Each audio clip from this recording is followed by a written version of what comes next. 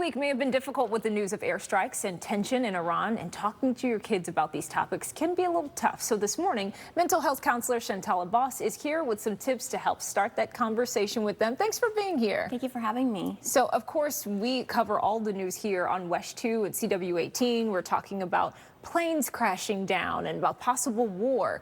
When those topics come up, what should you talk to your kids about? What shouldn't you have a discussion with them? That's a great question. It really depends on developmental level and age of a child. So usually 6 and under, we don't really want to bring it up. We want to try to shelter them as much as possible from the media. I know it's still difficult because they have their tablets, but there is a way to have parental control on that and to really kind of keep that at bay.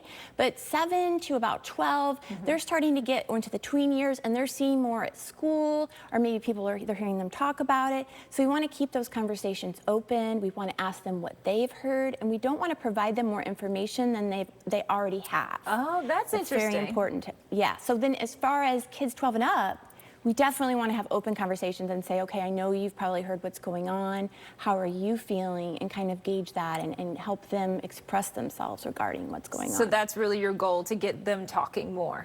Yes, absolutely. And I think as well, if a kid has been exposed to trauma in the past or has any military family members or any recent tragedy that's occurred, they will be more susceptible to having problems related to this. So when they see these images or they hear this information, they may obsess more or worry more or have more anxiety than a child who has not been through that. I gotcha. So you really need to take an assessment of your family, your kids, and what they've been through. Exactly. As well as how parents respond, because they mirror us. So if we're high stressed and we're always on our phone or looking at the news or talking about it, they're going to react in that way as well. If we're calm and don't give in to some of the drama or the sensationalism, but tell them concrete facts and try to help them with that anxiety, it'll really make a big difference. Okay, I think that's something that we all should keep in mind. Just people around us who may be hearing what we're saying, hearing how we're responding, and then maybe it's affecting them. How could you spot anxiety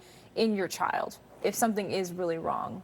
Well, if they become very focused on certain things where they start to obsess, are unable to go to school, don't want to eat, changes in routine where they don't want to do the same things they did before or aren't as social, maybe their teacher's saying they're having a hard time focusing or not paying attention, or they continue to bring up fears or anxieties, then you want to see if you need to reach out maybe to a mental health professional or have someone outside look at and talk to them and have them have an outlet for expressing themselves. And we were just talking, we have about 30 seconds here, the stigma is kind of going away with mental health, but if someone isn't comfortable going to see a counselor, are there things they can do at home to kind of deal with some of that? There are actually some online therapy tools as well as some apps that help people. It really is better to be in front and face-to-face with someone, but if you are really anxious about it or need to warm up to the idea, there are a lot of options online as well. Okay, and where can people get more resources from you? My website is shantalaboss.com. Okay, thank you so much for coming in. Thanks for having me. And talking with us. We're going to send things over to meteorologist Amy Sweezy.